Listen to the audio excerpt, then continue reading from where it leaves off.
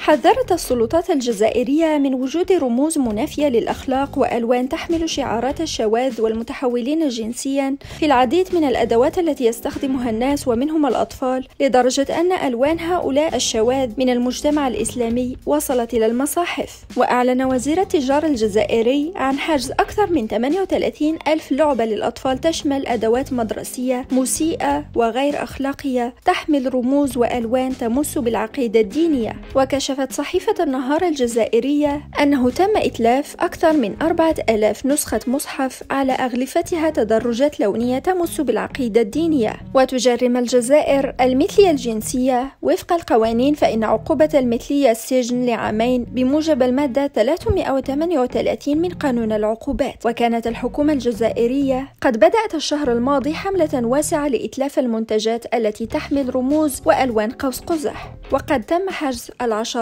من نسخ المصحف ملونة بألوان ترمز لعلم المثليين في عدة ولايات في الجزائر.